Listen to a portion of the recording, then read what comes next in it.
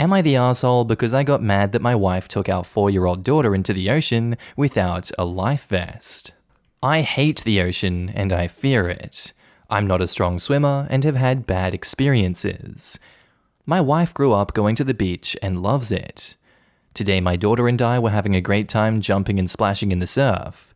My daughter had no desire to go out further, but my wife picked her up and walked about 20 yards holding her in her arms. I was terrified the whole time I watched, and it completely ruined my mood for the rest of the day. I know my wife is a good swimmer, but crap happens, and there are no do-overs when it comes to my daughter's life. Now my wife acts like I'm overreacting, and I'm the jerk for getting upset about it. Thoughts? And edit, the water was up to my wife's chest/neck, not waist deep as some are assuming. OP has offered the following explanation for why they think they might be the asshole.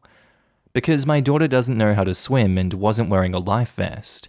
If a wave knocked them down, then what? To be honest, I understand where you're coming from with this one, but how many times you go to the beach and you see kids wearing life vests? It's really not that common. She's there with the mum. The mum is helping her. I'm guessing that these aren't those huge Hawaiian waves that are just destroying people and they're just like going 10 meters up in the air on surfboards and whatnot. I understand that you have a fear of water and the ocean, and that is manifesting right here. Absolutely understandable that you're not a strong swimmer and you've had bad experiences, but you can't pass those traumas down onto your child. That is not fair. Your wife obviously knew what she was doing, she was confident being in the ocean, and your daughter came out unscathed. There was no harm there. I'd say you are overreacting in this situation, and I think you need to learn to calm down about these things. Have some trust in your wife. You're the asshole for this one. Now in the comments, Andante79 says, "You're the asshole. From your title, I assumed you meant she just let the kid go play. It isn't fair to let your fear affect other people. It's something that you need to work on." Music with Roxin says, "I used to lifeguard. One thing I super clearly remember is none of the pools I ever worked in allowed life jackets or floaties or anything that's supposed to support you in the water. Kids think they're fine in them and then get flipped around and can't get upright and drown, and parents think their kids must be fine and just don't pay close attention and the kid then drowns. Also, you cannot learn to swim in one. Learning to swim is all about finding your own buoyancy and using it, which you cannot do with an artificial float thing. Life vests are excellent safety tools for boating, water skiing, jet skiing, but are not necessary here. Your wife being comfortable in the water with your kid in her arms will do a lot to teach your kid not to panic in the water, and panicking is the last thing you want your kid to do in the water." Definitely true. OP is the asshole for being a jerk to the wife and, I'm guessing, for teaching their kid to fear the water. The ocean should always be respected, but fear is more dangerous than useful. I'm terrified of the ocean myself. Lakes are fine, but the endless expanse of empty wet blue desert scares me. If my child was with someone who understood and grew up near the ocean, I would trust their judgment over mine and wouldn't bring up my own fears. OP needs to learn to calm down. You've obviously never seen some of the Great Lakes then. You're the asshole. Your irrational fear will be passed on to your daughter if you are not careful. My mom had my dad teach me to swim for precisely this reason. And that was smart of your mom. You're the asshole. We live right next to the beach and are there every day. My 2-year-old never wears a life vest on the beach and neither do any of the other kids. But I watch her like a hawk. One parent is always by her side in the water and she's never further than an arm's length away from us. Nothing about the way you described your wife's actions sound remotely irresponsible or putting your daughter in danger in any way. No assholes here. The distance she took her out is irrelevant. It's the depth that would be a concern. You feel this was terrifying because you were terrified. Other people don't. Is your wife generally sensible? If not, why would you have a child with her? If she is, then you have a few choices. Either swallow your fear and trust your wife, or come to a negotiated agreement with her about water play with your daughter, or get help to reduce your fear. This needs to be higher up. Saying OP is the asshole, in my opinion, is a little harsh. It's okay to have fears. Maybe it's irrational, but it's normal. Trust in your wife is needed, and although she doesn't have your fear, she needs to understand that you do have a fear. You both should probably have a conversation on how to approach teaching your daughter about water. I'm going through something similar. I'm not a huge fan of water, and my in-laws have a pool. I know my son, who's 13 months old, needs to learn how to swim. That's the only way he won't fear the water and is how he'll stay safe. So I trust my husband to go in with him and teach him. I'm nervous as hell watching them, but again, I trust my husband. So in all, no assholes here. Our next post is by user BokBokChickenhead, titled, Am I the asshole for having my mum drive me 22 miles to and from my job 4 nights a week? I, 30 female, do not drive. I never learned because I've been told my whole life I'd be an awful driver due to my ADHD. However, I've begun studying for my permit, which I plan to get next month before enrolling in a driver's ed course at my junior college. My main reason behind learning to drive is I'm an in-home caregiver for hospice, and it would open my work opportunities drastically if I'm able to drive. My new agency has just placed me with a client who is in another town 22 miles away from us. I'll be working there 4 nights a week, and I told my mum I'll give her $200 a month for gas, on top of the $600 rent I pay her and my dad. I haven't been able to afford my own place in 4 years, and she's been sick for 3, so me being here has helped out a lot. I'm looking for my own place early next year though. Anyways, so my sister thinks I'm an asshole for having our sick mother drive me so far for work. I feel awful too. The only reason I've accepted this client is because it's the client with the most hours my agency has that doesn't require running errands. Plus it helps working NOC as I'll be able to help around the house during the day. My shift is from 7 p.m. to 8 a.m., but I'm having my mum drop me off at a park near my client's house at 5:30 so she isn't stuck driving in the dark. I'm so torn up about this. I'm hoping to have my license by spring of next year so I won't have to worry about this anymore. So Reddit, am I the asshole? And edit to add, I was wondering why people thought I was only paying her $200 a month. I meant $200 a check, so $400 a month. Sorry about that. OP has offered the following explanation for why they think they might be the asshole. I'm having my mother, who has cancer, drive me several miles out of town to take me to work. I feel like an awful daughter. I really just feel like you've been done so dirty by those people around you your whole life. I've never heard myself that ADHD would be a disadvantage or would make it dangerous for you to drive. That feels like stupid wives' tales that these people are telling you, and you're 30 years old now and they've wasted all that time where you could have been productive and driving. Screw those people that have fed you those lies. It is really unfortunate that you're in the situation you're in currently, but you're reimbursing your mum, you're paying rent, and you're helping out around the house. There's not much more you can ask than that. I'm gonna go with not the asshole for this one. Now in the comments, Zesty Clothes Meeting 8 says, not the asshole, because you're actively trying to change this situation, and change doesn't happen overnight. Whoever told you that you can't drive because of ADHD did you a huge disservice. I find my ADHD is great for driving because it allows me to hyper-focus. And OP replies, really? That's good to hear. I'm worried because I don't have any meds to help me focus. My prescriber stopped giving me ADHD meds because I was having non-epileptic seizures. I haven't had one in over 3 years, but she won't budge on the Adderall and is only offering Stotera, even though she knows it makes me vomit violently. Just the Bean replies, as a fellow ADHD driver, it has never caused a problem.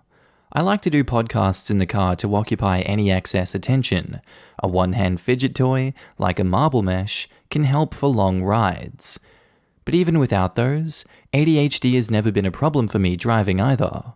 I hope this helps ease the anxiety a little bit. I drive a stick shift. No need for a fidget toy, and if I mess it up, it really snaps me back into attention. Not the asshole. You were paying your mom, and if she agrees to the situation, it is really between you and her. And not the asshole. If your mom doesn't want to drive you, she has the ability to say no. You've offered to give her money for gas, and you're trying to accommodate her by arriving before dark. What you could have done in the past, learning to drive, is in the past. You're taking steps to learn now and working a job that takes a caring and empathetic person. It's okay to ask for a little empathy and help from time to time. Our next post is by user Dark Sun New, titled, "Am I the asshole for telling my ex-coworker's employer the reason why she was ostracized at the company?" So this story actually takes place over multiple years. So here goes. And also, English isn't my first language, so I apologize for my poor language skills in advance. A little background. I work in corporate HR. My company has a very generous maternity leave policy. It gives you 26 paid weeks off, plus gives you the option of taking a month or so if you have extra sick or personal leaves left. Or else you can't take unpaid leave for the same time. So part of my responsibilities is to make recommendations for selecting employees for specific projects. So a couple of years ago, there was a huge project that needed a team to be created for. Being part of a project like this would normally establish your career in this industry. You could basically decide your own career path on the back of the reputation you get based on a project like this. It would be hectic and difficult, but worth it in the end. We interviewed prospective people within the company and selected a core team that would take it up. Among this team was M, a recently married female who was generally thought to be a hard worker and quite knowledgeable.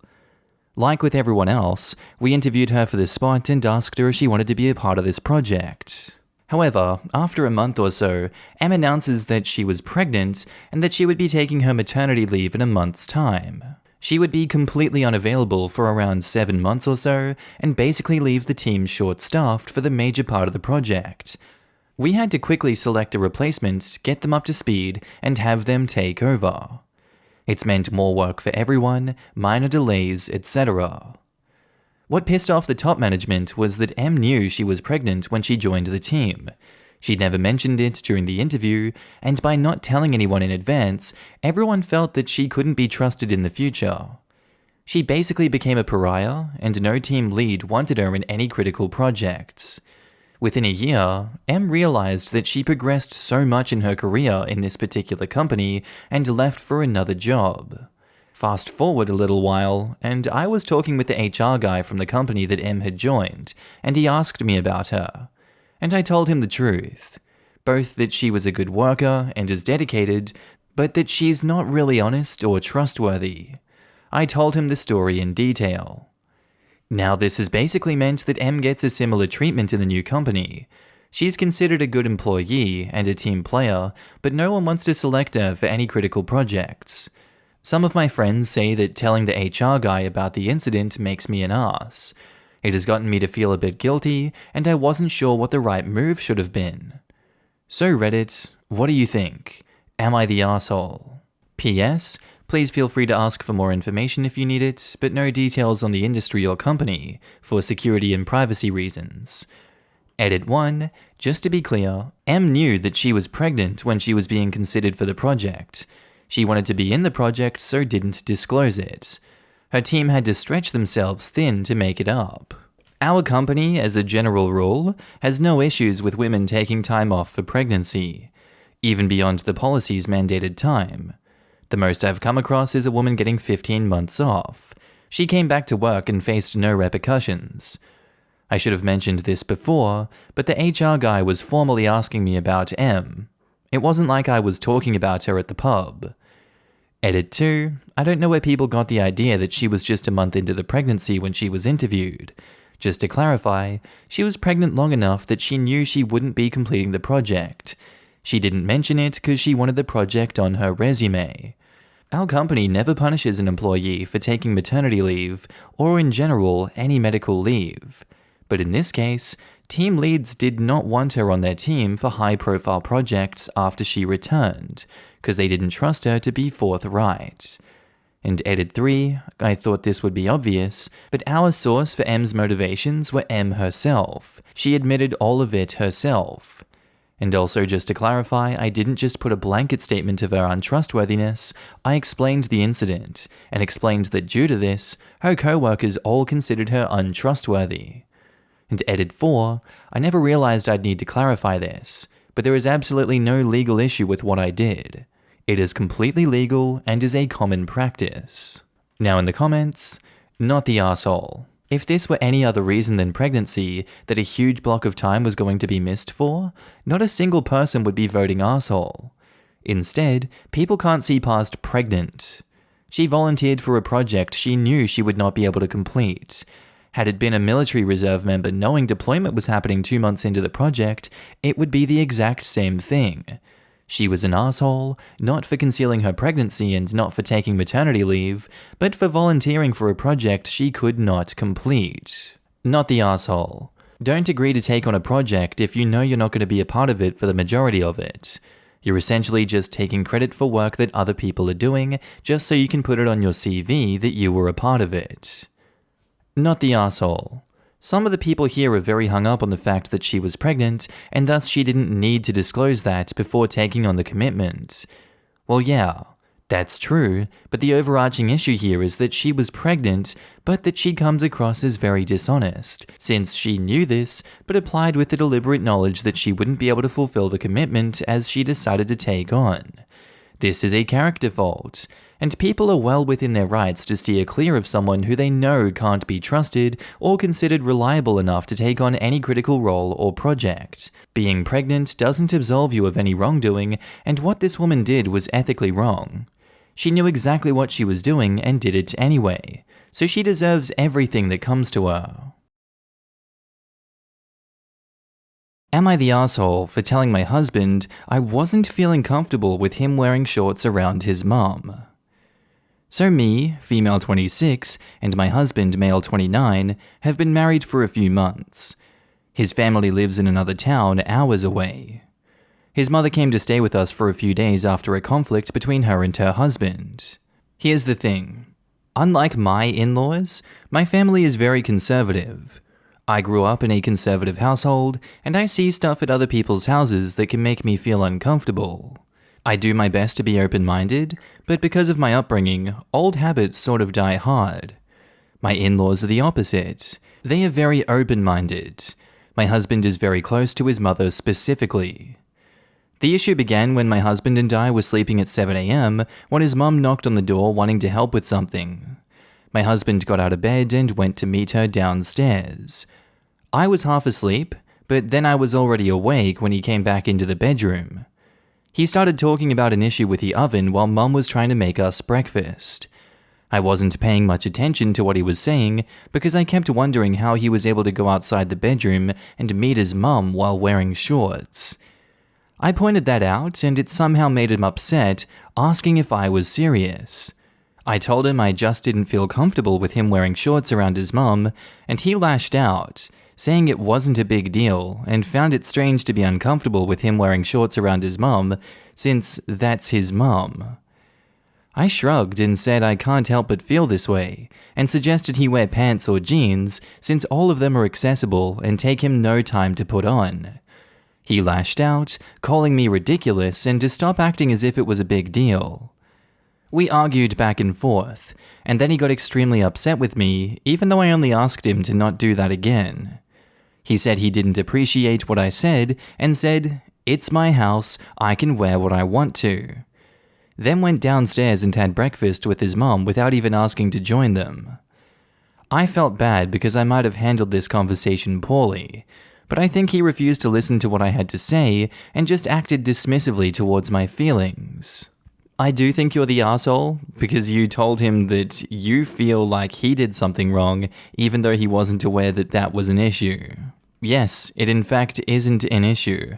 He can wear shorts if he wants to. Why are you overly sexualizing this situation? That seems like a you problem. That is not a him problem. That's not an anyone but yourself kind of problem.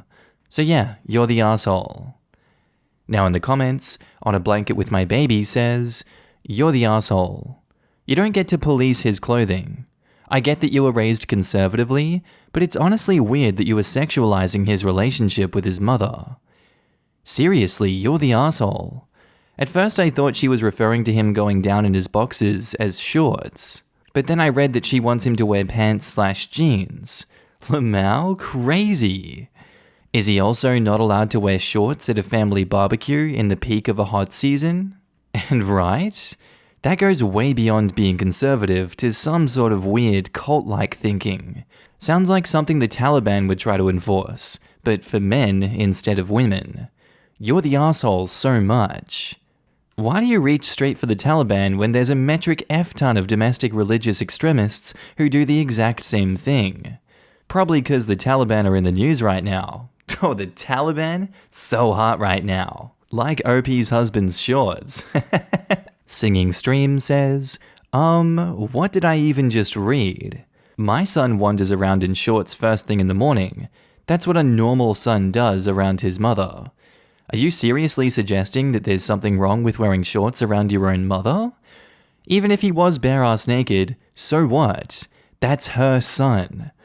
I'm disturbed that you would 1. Think that it was weird that your husband was wearing shorts around his mother, and 2. That you think you can order him to do something and he should comply.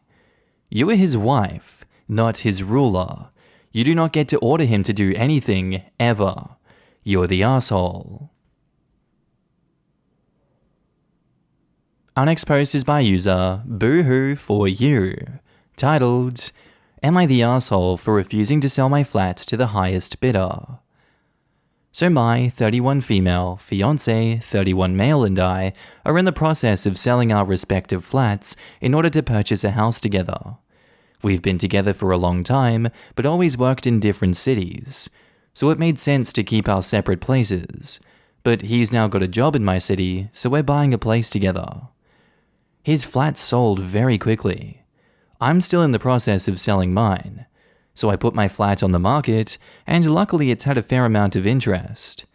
Pretty early on, an investor buyer, so someone who already owns multiple properties and intended to buy the flat in order to rent it out for profit, submitted an offer $10,000 less than it's worth, probably hoping to capitalize on someone so desperate to move that they'd sell it for cheap.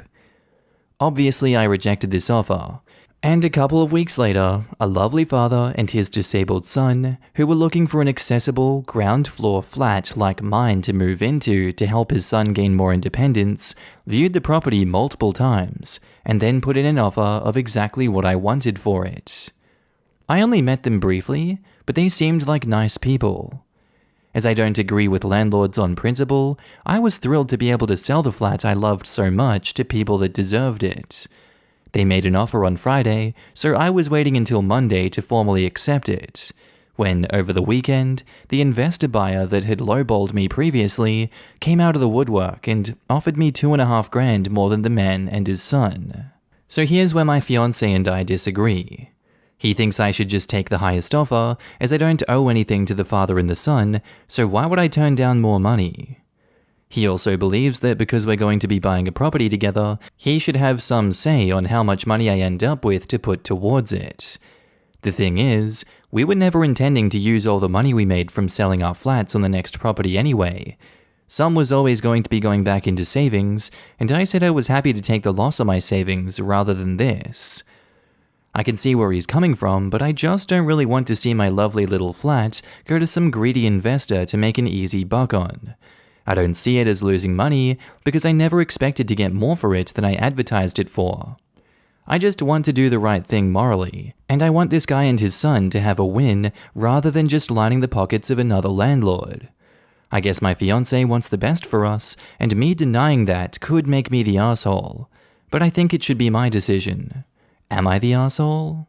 No, it should be your decision because at the end of the day, it is your property, and even I myself would have made the same decision that you did had I been in your shoes. It's a much more compassionate thing to give it to the father and son with a disability. This is obviously something they spent a lot of time pondering over. They looked at the property multiple times to make sure it was the right fit. This is something that would be a great opportunity for those people. On the flip side, the way you've presented it, it seems like the investor didn't look at it a lot, but that may not be true, I'm not sure. I can see why your husband would be upset, $2,500, it is quite a lot of money, but in the grand scheme of things, I think compassion is worth more than money any day of the week, in this instance. I'm sure we could all play that game of, where's the limit for this though? 10K? 20? 30K? Is that enough to tip it in the investor's favor in this case? Who knows? But I'm gonna say not the arsehole. Now in the comments, AmITheA says, not the arsehole. $2,500 is not going to make a big difference in what property you and your fiancé can purchase, but that apartment will probably make a big difference for this man and his son. Agree, not the arsehole. $2,500 is a relatively small price when you can look back in 20 years and remember how you really helped out someone who needed it. They may even pass it forward. I doubt the greedy landlord would do the same. To take it a step further, $2.5K over market value isn't any great shakes when you're planning on renting it out and maintaining a passive income stream forever.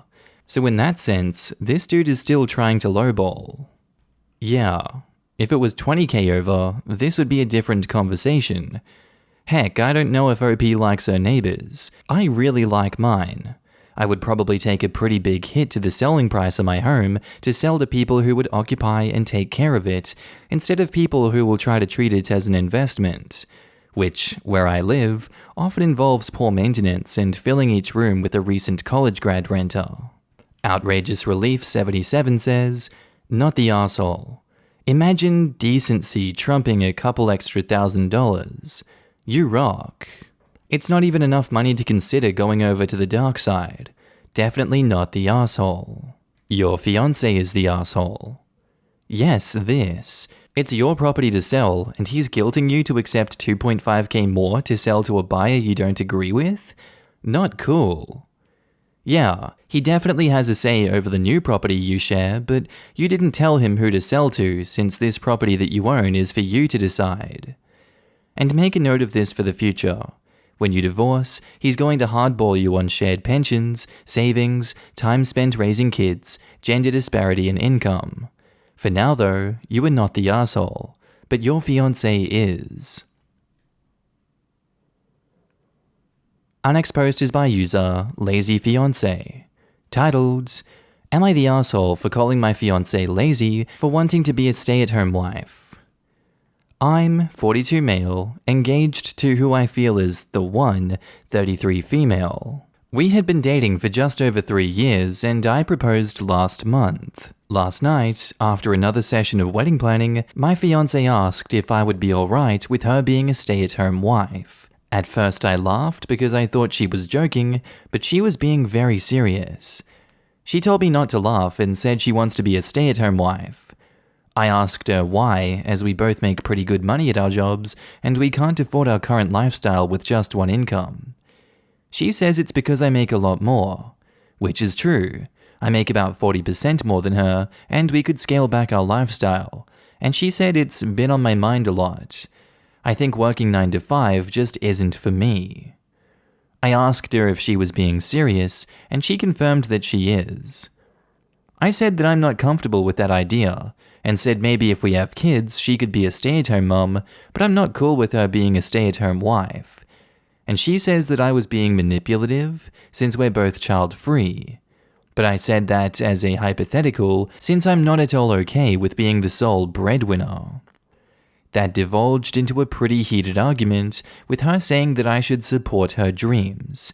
She never stated what she wants to do with her staying at home, even though I did ask. So this is where I might be the arsehole. In the heat of the moment, I said, where is this coming from? Why is it your dream to be a stay-at-home wife? Is it your dream to be lazy? And she got really upset at that, and had gone to her mother's and said, we'll talk more when you calm down. I'll be real here. I don't want her to be a stay-at-home wife. I'm not okay with being the sole breadwinner, and I do not wish to support this dream. I want a partner in life, not a dependent doing nothing productive with their days. Am I the arsehole? So she wants to stay at home all day, not working on anything else besides staying at home all day? She just doesn't want to earn an income? That's really weird to me. I'm gonna have to go with not the arsehole for you denying this request. If she never brought this up before and she's just bringing this up now, that's really odd. And it's okay for you to push back against that, so not the arsehole. Now in the comments, Claw says, not the arsehole. So she waits until you propose and she thinks she has you wrapped around her finger to tell you her dream of being lazy. and then has the nerve to say that you're the manipulative one. Jesus. That's a very good point. Up until I proposed to her, she was filled with so much ambition, which is one of the reasons I fell in love in the first place. It just feels like it came out of left field, her sudden desire not to work. Oh man, I genuinely feel bad for you. I'm wondering, what are her friends' jobs? Like, does she surround herself with people that might have the same mindset when it comes to not working? And OP replies, all her friends and our mutual friends are all pretty ambitious people. Even the stay-at-home mums are pretty driven in terms of child rearing. This is very simple. Are you prepared to lower your standard of living solely to support her financially? Are you prepared to grind 5 days a week for the next 20 plus years at a job, while she does whatever she wants to do? Personally, I'd say when you asked her what her dreams are and she dodged the question, she told you everything you needed to know. Good point here for OP to consider. If she quits her job, whose standard of living is going to decrease? Who will be making the sacrifices to get by on one income? Because I bet it's not going to be her. Exactly. And since she's already accusing him of being manipulative, I can just see her trying to claim that he's being financially abusive if things don't go her way when it comes to what their money is spent on. And telling the guy she cheats on him with that her husband is cheap and doesn't take care of her. She will 100% cheat on this guy. Happened to a guy I worked with. The woman kept spending more and more and cried and cheated when he'd tell her they can't afford whatever she kept spending on. Future husband here needs to run. And Witchwood says, if it's that sudden, it may be a mental health issue or burnout. There are tons of jobs out there with unusual schedules, or she could freelance from home. Obviously, I have no clue what field she's in or how feasible that is. I think you guys should probably talk this over in more detail. If you want to work it out, you'll need to apologize to her first, regardless of how you actually feel. If she doesn't want to work, there has to be something she'd rather do with her time, even if it's watching TV, reading books, or staring out the window for 8 hours. I would probably be upset with that too, but there's a reason she feels that way, and you should find out what it is. Our next post is by user ThrowRAMum567, titled, Am I the asshole for telling mum no apology, no wedding invitation after seeing the wedding gift that she gave my fiancé? So I'm getting married to my fiancé Kevin next month. My family love Kevin and Kevin loves them. However, my mum is the brutally honest type who constantly dishes out her opinions and thoughts on what people wear, how they look, and how well off they are. Mostly negative, tasteless, backhanded comments. She says she can't help it, and that no one should be offended when she's just being honest. When she met Kevin, she kept making comments about him, his car, his degree, etc. With time and strict conversations, I was able to get her to show some respect. But she kept annoying Kevin by constantly talking about his hairless face. His face is clean, he doesn't have a beard or moustache, which he can be very insecure about. He comes from Irish origins, so he's white, and has no facial hair, while I'm Hispanic. Mum made jokes with her husband about how unmanly it is to not be able to grow a beard or a moustache. Those comments hurt Kevin so much. I had a very, very stern conversation with her, and she said, "Oh, I didn't realize those remarks were offending him. I was just teasing him." Or, "You know me, I'm just giving my humble, honest opinion, so he shouldn't take it personally and should learn that this is how I am." She ended up sincerely apologizing to Kevin, and we left it at that. Now, as the wedding is approaching, Mum decided to give Kevin a wedding gift, and also to let him know how sorry she was for her past behavior. She invited the whole family for dinner, and decided it was the perfect time to hand Kevin his wedding gift. He thanked her, but she insisted that he open it right there and then and show everyone what she got him, since she knew him that well already. He opened the box and found a set of shaving tools with shaving cream. Kevin stopped for a second and kept staring at the gift. My stepdad took it and showed everyone, and then Mum and others started laughing while stepdad kept saying, "You get the joke, don't you, Kev? You get it, right?" and my brother running around the table laughing with everyone. Kevin got up and walked out. I was so mad I lost it on my mum, asking why she did that and humiliated Kevin in front of everyone. She told me to relax. She was just messing with him, but I said how she knew how he felt about this topic and demanded she apologize. But she said no, since she wasn't responsible for his reaction and thought he was going to laugh along. I angrily said, no apology, no wedding invitation, period. And then I walked out. She freaked out, calling, trying to say we overreacted to a joke, and my brother said I was crazy to exclude my mum from my wedding over something so stupid.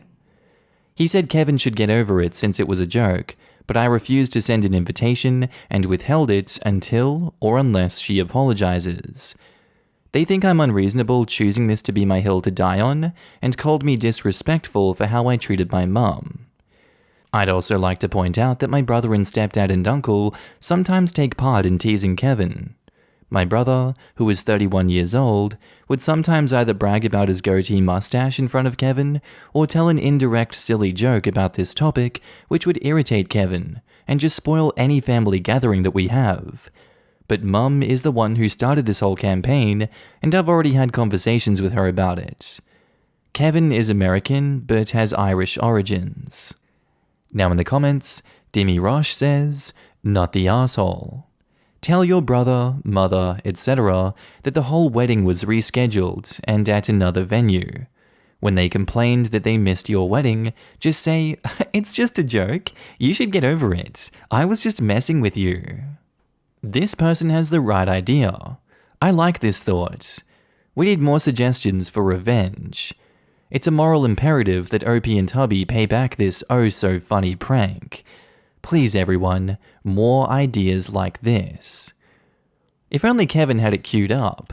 Sorry, Mum, but I don't grow much facial hair. With the state of your upper lip recently, maybe you should keep this. But do it at the wedding. Hubby can stand up to make a speech.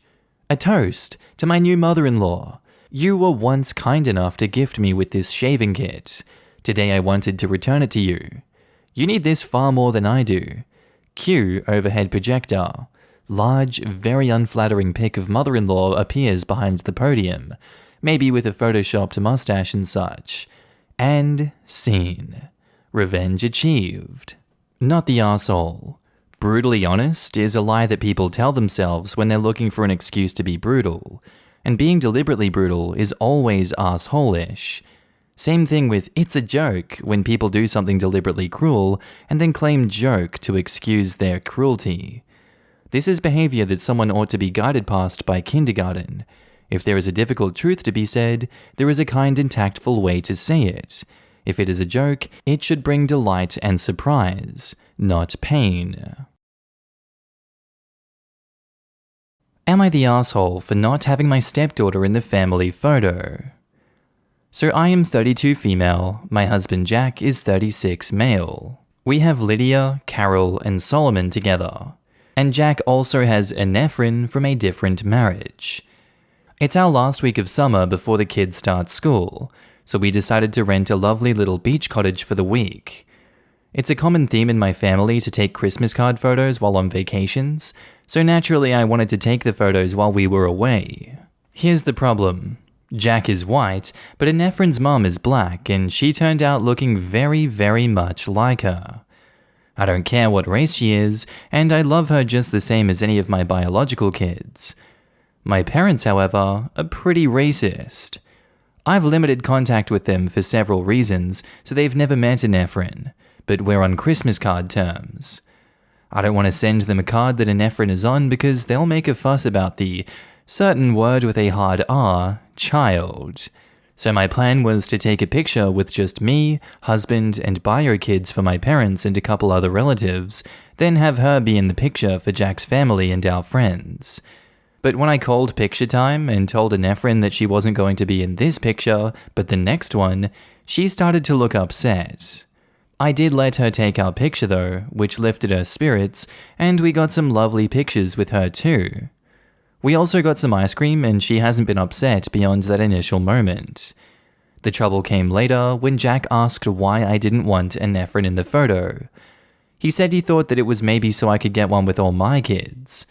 I didn't want to lie to him, so I told him why, and it was because I don't want a nephron to be exposed to people who could potentially emotionally hurt her. And just like that, he went from being understanding to being pissed off. And I guess he said, "She didn't want you in her picture because you're black," or something like that to his daughter.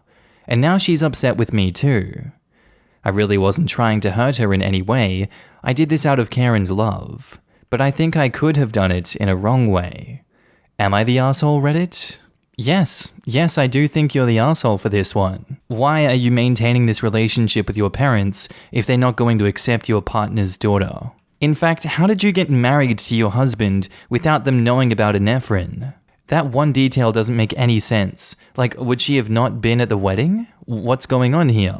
How long has it been that you two have been together and they haven't known about this child? Because I'm guessing they do know about a nephron, and you're just ashamed to have photos with them because you don't want to hear it from them. Your behavior here has been unacceptable, and it's unacceptable for you to stay in contact with these racists.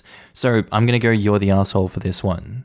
Now in the comments, Illustrious Band 537 says, "You're the asshole. Stop protecting the racists. If they are racist, then cut them out. By not having her in the photo, you were telling your stepdaughter that racism is acceptable. Shame on you." A lot of her language indicates that she's racist herself. I'm glad someone else thinks so too. It's extremely telling that she starts explaining her problem with detailing the girl's race, and not the other way around about the racist family first. She views the cause of the problem as his daughter being black, and the effect as her parents causing a fuss over it. If she had started with something like, "My parents are racist and his daughter is half black, so I don't want to hurt her," then it would show that the cause was her family's racism and the effect being on the child. She didn't say it that way for a reason. And even if she had said that, it would still be weird because she says she's no contact with her parents, to the exception of the Christmas cards. So if they fuss, who cares? If she doesn't have any contact with them, she shouldn't know they're fussing. You're the asshole. You weren't protecting her. You were protecting you, as well as allowing your parents' disgusting attitudes to rule a situation that had basically nothing to do with them. Apologize to that poor girl immediately and check your own attitude. I think you might find something to examine there. And Just Browsing 49 says, "You're the asshole. If you make accommodations to satisfy your racist parents, what does that make you?" Our next post is by user TA Makeup Lover, titled, "Am I the asshole for telling my coworker that if I'm not allowed to wear makeup, then he also should not be allowed to keep his beard? I, 25 female, work at a law firm. Just for context, I recently graduated, so right now I don't practice law, but I'm basically the receptionist of the office, so I see every single client that comes into the building. I also like wearing makeup, not to the point of being completely unrecognizable, but I do like to wear a full face. We recently had a meeting to discuss the dress code of the office, since some of my co-workers are having issues adapting to the in-person modality. At the end, my boss asked if someone had any other concern. My co-worker, 45 male, let's call him Mario, said something along the lines of, "I think makeup should be banned. People like OP look like a whole different person without it, and that misleads the clients." Of course, I was shocked when he said that, and I could see that a lot of my co-workers were too, since the comment was so unwarranted. I told him, "Well, if I'm not allowed to wear makeup, then you shouldn't be allowed to keep your beard, given that you go from a grown man to a 12-year-old when you shave." He turned really red and tried to say something, but my boss did not let him. I thought that was the end of the situation, but I found out that some of the other employees are making fun of him using the comment that I made. I now feel really bad for what I said. I told my family, and most of them agreed that what I said was more hurtful than what he said. But he shouldn't have named me and tried to make an example out of me. So Reddit, am I the asshole? OP has offered the following explanation for why they think they might be the asshole. I think I'm the arsehole because I responded with a much more hurtful comment and attacked his physical appearance. And now my coworker is bullied over it. Look, yeah, honestly, an eye for an eye makes the world blind, but we can always play our trap card and say don't throw stones in glass houses, and that kind of negates the effects of that first spell that we've just cast. Sure, you upset him by saying what you said, but he deserved it for saying what he said in the first place, embarrassing you in front of everyone else to start off with. If he can't handle being bullied when he sought out to bully you, maybe he should have just kept his mouth shut. I'm gonna say not the arsehole. Now in the comments, Claypole Jr. says, not the arsehole. And he just realized in front of everyone in the office that he's now the office misogynist. He should be ashamed, and his comment should be reported to HR, if you have one, and his ass kicked to the curb. And next time, don't do the personal attack. Instead, say exactly what they say back to them. Then you need to shave your beard since you would look like a different person without it, and that would be misleading the clients. That gets your point across, and there's no way that it can come back on you. Not the arsehole. Nah, I liked hers better. OP gave him exactly what he deserved. True, and I agree with you. However, do you think this is going to be a comfortable office environment for her to work in from now on? She won the battle, but ultimately she will lose the war. Professionalism is knowing when to say the right things at the right time, but also when to stop talking. You've never met lawyers. Lawyers are savage. Her cut earned her a promotion. Being absolutely verbally devastating is literally 98% of the job, and using another lawyer's own logic against them is how partners are made. Your performance is based on how good you are at one-upping each other. The reason the boss cut off the dude is because he failed so spectacularly. That's a load of bollocks that this person has just said, but anyway, Thoughtful Spiky says, not the arsehole. You called him out in virtually the same way he called attention to you. If your other employees are going to tease him, he's going to have to figure out how to deal with it like a grown-ass adult. Yeah, but he shouldn't be getting made fun of since OP was clearly way out of line, not him. Sarcasm, by the way. Isn't there a saying, don't dish it if you can't take it or something? And not the arsehole. He chose to show off misogynistic attitudes. You merely flipped the mirror on him, which your boss clearly recognized. Your family, on the other hand, has just shown you which attitudes they support, and it does not reflect well on them. Truly, why was what OP said more hurtful than what he said to her? I'm impressed that OP has grown up with such a solid sense of self when her, I'm assuming family, is showing their whole ass like this. And OP replies, hello, thank you for the comment. My family, except my mother, has never liked that I wear makeup. Sad face. I guess they took this opportunity to remind me why I should not wear it. My mom is a very strong woman who taught me not to put up with misogyny, and that is why I was able to defend myself. Do you live in a culture where makeup is uncommon? So many people being anti-makeup seems odd to me. And OP replies, hello. No, not at all uncommon, but I do live in a very sexist culture. My family is against it because they think I'm trying to show off, and I truly have no idea about Mario. And our next post is by user Desi Adoptee Throwaway, titled, Am I the arsehole for choosing my birth family over my adoptive family? So I, 18 female, am a transracial adoptee. I am half Indian and half Ashkenazi Jewish, while my adopters are white. My adopters were okay growing up. They never abused me, but I never really bonded with them. It felt like being raised by strangers. When I was 15, I found my bio mom on Facebook and told her who I was. She messaged me back and said that she was so happy to hear from me and if I'd be interested in having a Skype call. Well, I found out that her and my biological dad are actually still together and married, so I was able to meet him. So we started making contact again, and we opened the adoption. I confided a lot in my bio parents about how alone I felt growing up.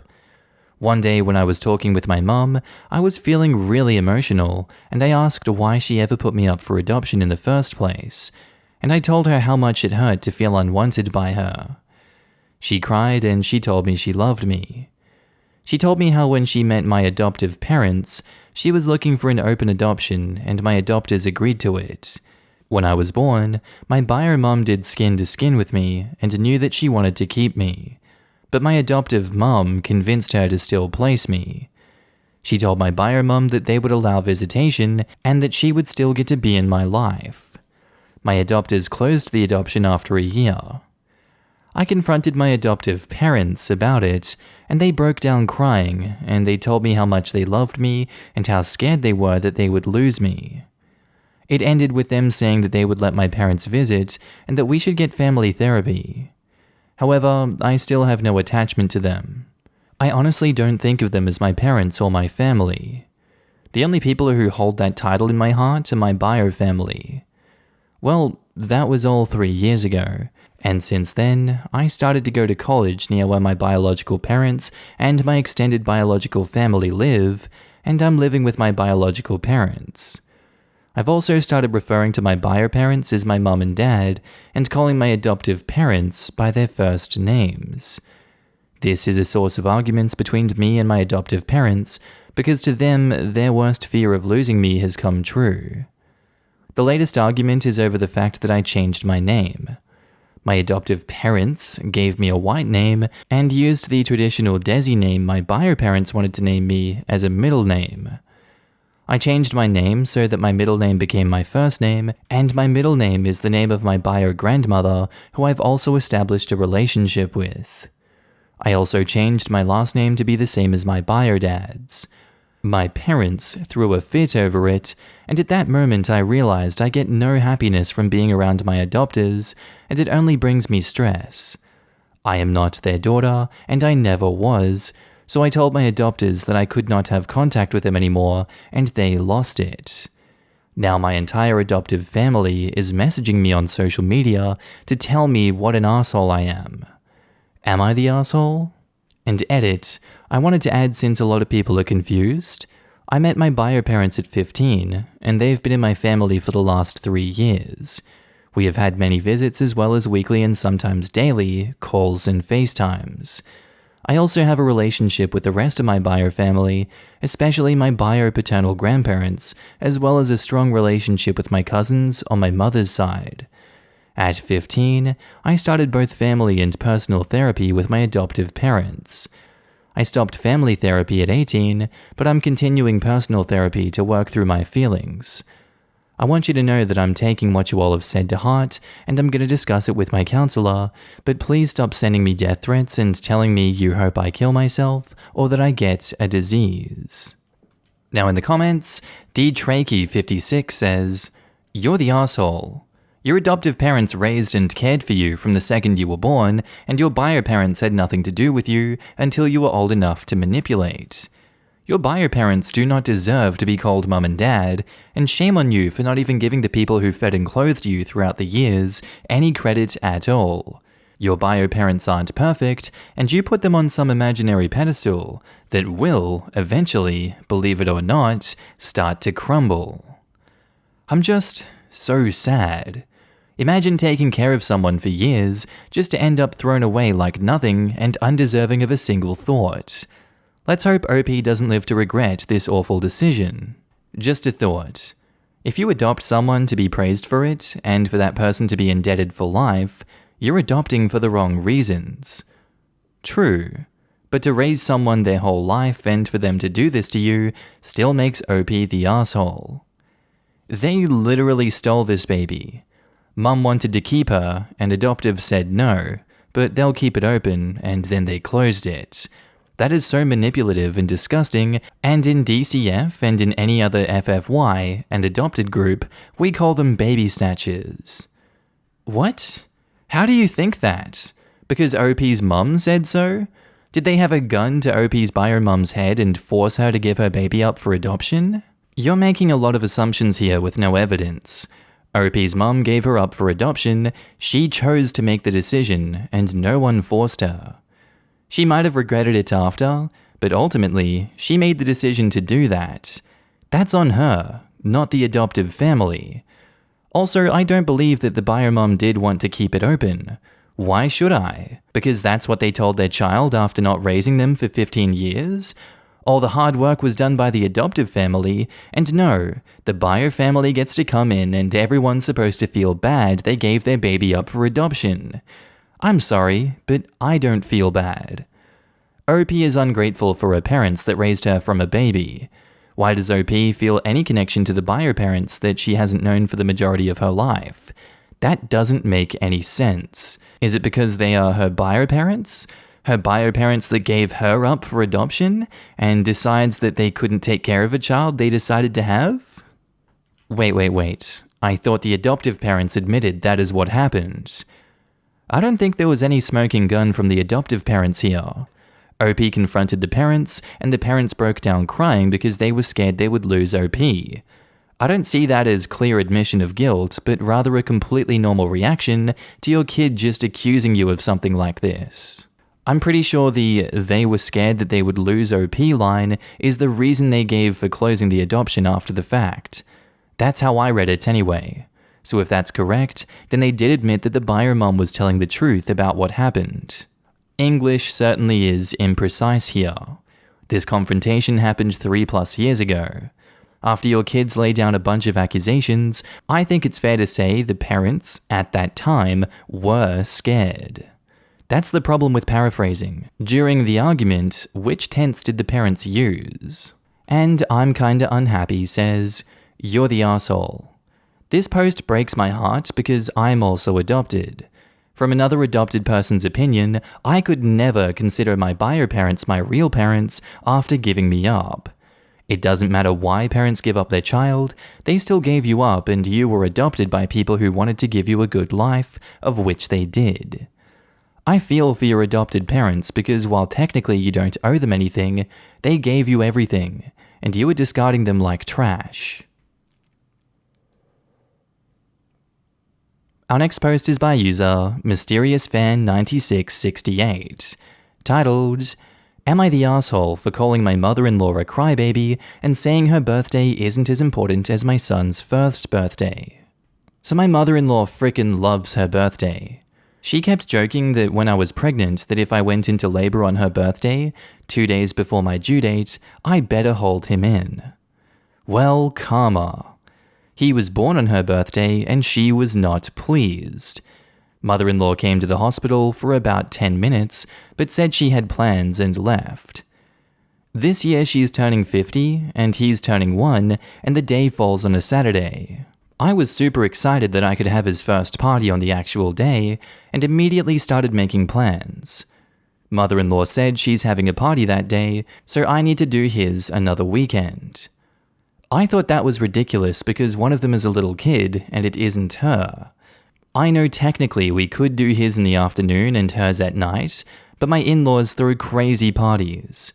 Her 40th was like the size of a wedding, and it required lots of prep, hair, makeup, so it really wouldn't fit. I refused to move the date of his party, and mother-in-law got mad and said that he won't even remember. My father-in-law then told me my son isn't the end-all be-all, and she was born first. I told mother-in-law that she was being a crybaby and to build a bridge and get over it. I said he's a little kid, so his is more important than hers, and she can do her ridiculous pageant and birthday party another day, and I didn't say that part out loud. Mother-in-law is now not talking to us, but not changing the date. This means the family will go to her party, and I feel like she's being really immature. I have no regrets for what I said, but her daughters called me an asshole, and now aren't talking to her brother. And edit, for everyone saying to do a joint party, mother-in-law throws huge fancy parties, cocktail attire, open bar, going until 2 a.m., and with some vulgar friends. That isn't an option, and even if it was, she wouldn't want to. OP has offered the following explanation for why they think they might be the asshole. I could have moved the date as easily as she could. I know how much this means to her, and I continued to push, and now no one is talking. I mean, I think you both suck for not coming to a compromise in this situation, More communication seems to be needed, and if you couldn't come to a middle ground and figure out ways to have both parties at separate times that won't clash with each other, then that really is the fault of both of you and no one else. The excuse from the father-in-law, in my opinion, doesn't hold water. Just because she's born first doesn't mean she gets priority over this child. It really feels like they're grabbing at straws to make their argument seem stronger than yours. So I'm just going to have to say everyone sucks here because you guys refuse to talk this one out. Now in the comments, El Capitan 2020 says, everyone sucks here. Really? Nobody could find a compromise around times and dates. Grow up, everyone. It's amazing that the 1-year-old may just be the most mature person in this story. Exactly. Everyone sucks here. My daughter was born on my brother's birthday, who happens to celebrate his birthday month, and we have another niece born a few days later, so we plan all parties around each other. One year, I did my daughter's birthday party a month after her actual birthday. She didn't care and was 5. Adults work with each other, not against. Agreed. I mean, both of them couldn't celebrate together, and it seems like everyone is being silly here. Yep, I even forgot the fact that I myself was born on my grandmother's 40th birthday, so we celebrate all milestone birthdays together up until this year, 40/80, because of the thing that shall not be named. I'm also her first grandchild, so it's always been kind of a special bond. That's a perfect example of dealing with this situation in a mature and loving way. Parties with Grammy, clubbing with Grammy, bonding with Grammy. You're the asshole. This one is a tough one for me. If it was her 48th birthday or her 53rd, I would be fully on your side. But milestone birthdays are allowed to be a big deal, even for adults, so I understand both your side and her side. If it were me, I'd do one big combined party for the both of them and think it was neat to have a grandson and grandma sharing a birthday. But that's just me. I'm voting you're the asshole because of what you said to her. That was just nasty. Milestone birthdays is stupid, but I've never cared much about birthdays to begin with. What gets my goat is that OP is clearly excited to celebrate on the actual day, meaning she's imparting some kind of significance there, but thinks it shouldn't matter that her mother-in-law wants it on the actual day as well. Hypocrisy much? Look, mother-in-law will remember celebrating on the actual day, the 1-year-old won't. Also, her parties sound frickin' awesome for everyone who attends. I think the family is right to pick mother-in-law's party over watching a 1-year-old smear cake on their face. Everyone sucks here. A 50th birthday is a milestone just like a first birthday. You could have worked together and compromised, but you both seem too immature to do so. You don't seem to like mother-in-law that much anyway, so enjoy your son's party without her and half his family. I agree. But I think to me, what pushes OP into you're the asshole territory is they're both being immature, but OP made it personal with the name-calling. Yeah, mother-in-law was being a bit self-absorbed, but OP is the one who got aggressive. I don't see how mother-in-law is the bad guy here. She's known to throw lavish parties. It is her 50th, so it's a biggie.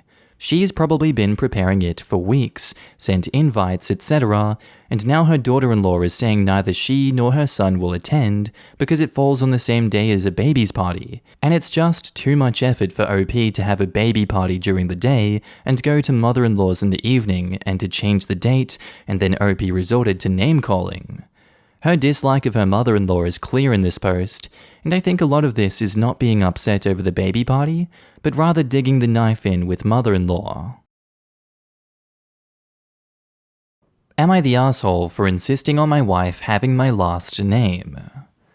I love her. I will marry her, but I don't feel okay about her keeping another man's last name instead of mine. Her reason why is that she wants to have the same last name as her 2 kids, but that doesn't make a lot of sense since we're planning to have children of our own.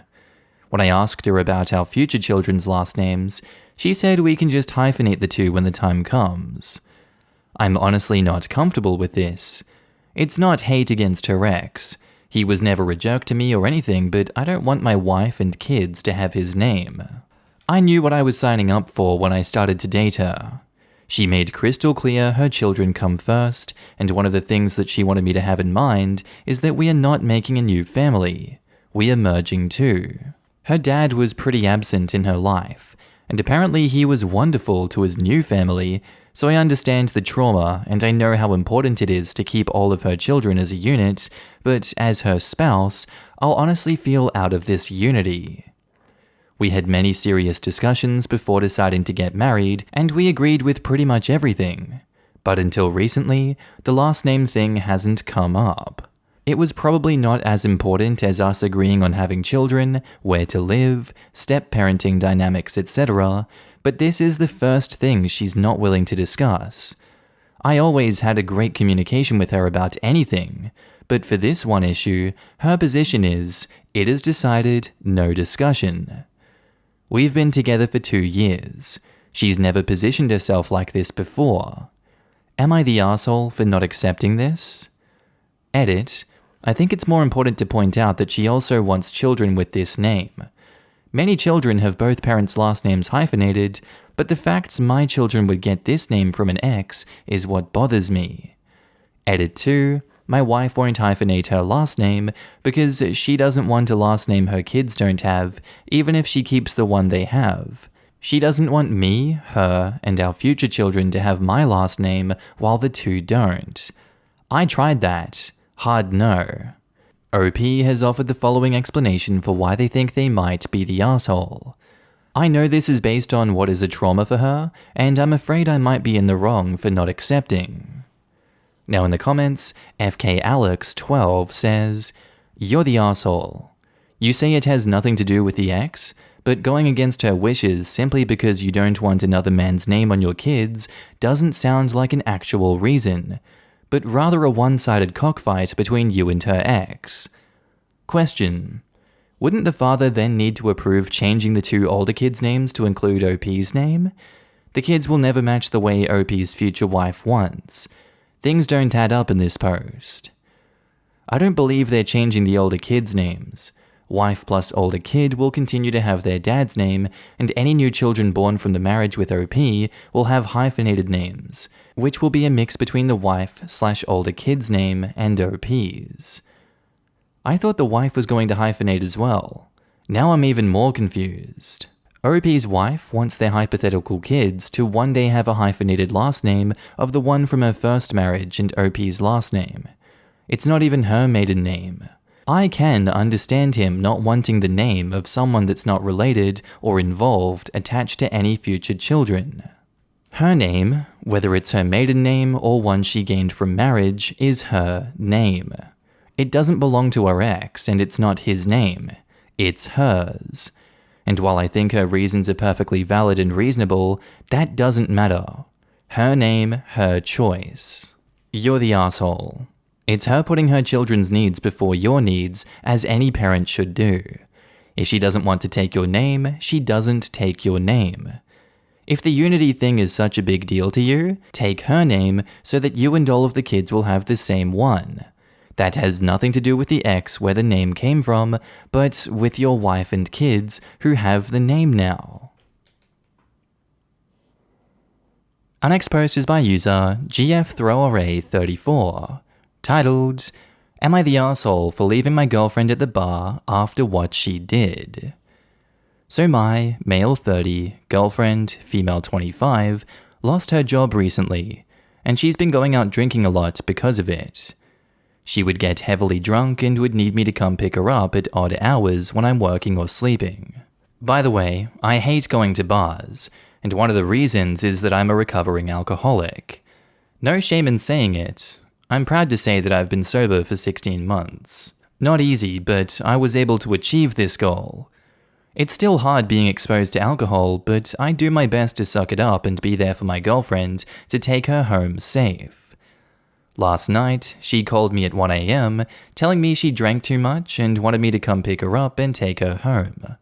I drove to the bar she was at and saw her sitting at the counter. I told her it was time to go, but she suddenly started acting weird, yelling and telling me to get away from her, and that she didn't know who I was. I told her to stop it, but she kept insisting I wasn't her real boyfriend she was waiting for, and that I needed to step away. The bartender noticed and asked if there was a problem. My girlfriend told him to kick me out, but I explained I was her boyfriend, and she just kept denying and then laughing. The bartender didn't believe me and told me to leave. Things got heated. I walked out for a few minutes and then back inside to tell her we needed to go.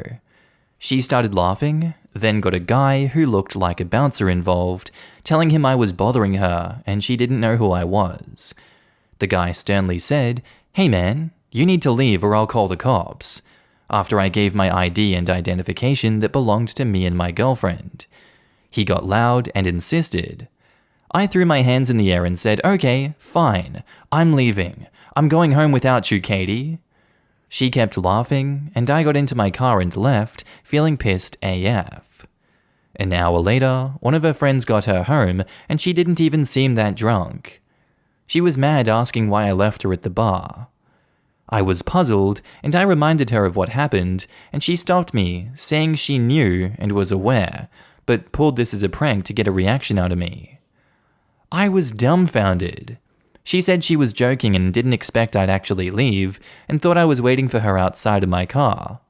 She even said that she couldn't believe I left her there with no way home. I argued this was her fault for how she behaved, and she kept saying it was a prank and I shouldn't have taken it seriously. She ranted about how unbelievable I was and how poorly I reacted to a joke.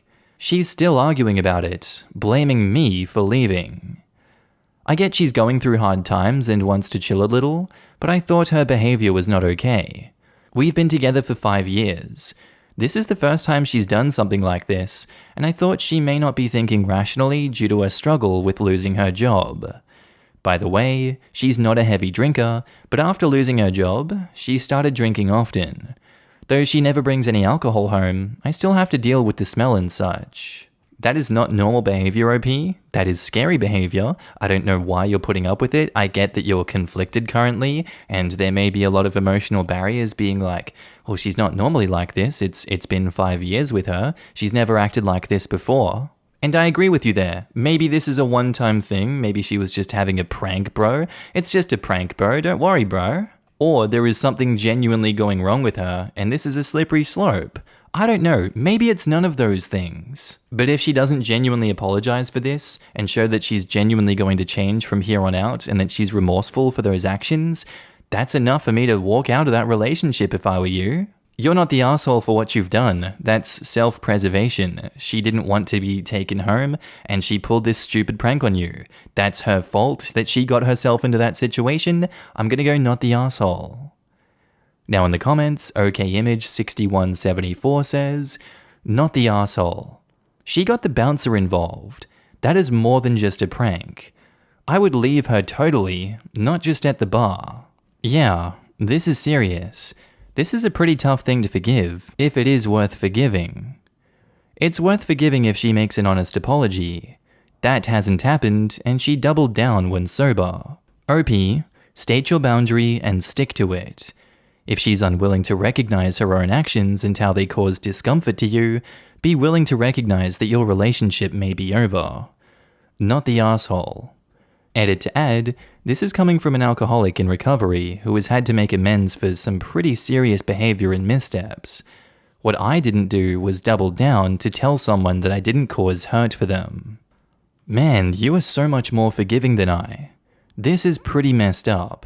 Especially the gaslighting, etc., after the fact of blaming him and telling him he's basically being too sensitive about a serious incident that could have easily turned violent or had the police involved. No thanks, no excuse. Not the asshole. Wake the hell up and dump her before her psychotic need to see you pathetically grovel to do her a favor to boost her ego gets you relapsing or killed. Not the asshole. OP has worked so hard on their sobriety. They should be so proud. Their girlfriend just doesn't get it. Not the asshole. Maybe get a better girlfriend? This could have easily gone wrong and gotten you arrested. Or much worse. OP, run like hell. She may get you hurt or killed doing crap like that. Our next post is by user SpecialistBother91, titled, "Am I the asshole for giving all 3 kids a present for graduation?" So I have 3 kids, Raymondo, Jonabella, and Ren. Raymondo graduated in May from college, and Jonabella about a week ago from a decent community college. This was a big occasion for them, so my husband and I decided to get both graduates an iPad and a $100 Visa card. I know it isn't much, but it's been tight since the pandemic hit, and they both understand this. I don't really think an iPad and a Visa card is tight, but I guess we come from 2 separate families here. However, I really felt like Ren ought to have something too, just for being such a trooper. He's so much younger than them, getting to watch them have all these achievements that are still so far off for him, and I wanted him to know I noticed and appreciated it. So I went ahead and bought him an iPad, as well as a new Switch and a couple of games, since he's much younger and might not have much use for a Visa card. I did the gifts at the graduation party since I figured family and friends would like to watch. Everything was good until close to the end of the party when Jonabella cornered me, asking why I would shower Ren in new electronics when he isn't even graduating. I told her it can be hard to grow up in a sibling's shadow. I'd know, as I have 3 myself, and I gave him the presents not for graduating, but for being a good kid all through the graduation festivities. I told her it's a lot to get through as a kid, and I wanted Ren to know it didn't go unnoticed. Jonabella said the sentiment was fine, but why did I get him bigger gifts than either graduate? I said I just wanted to get presents everyone would like, and that I was trying to be conscious because again, the pandemic really took a hit for us.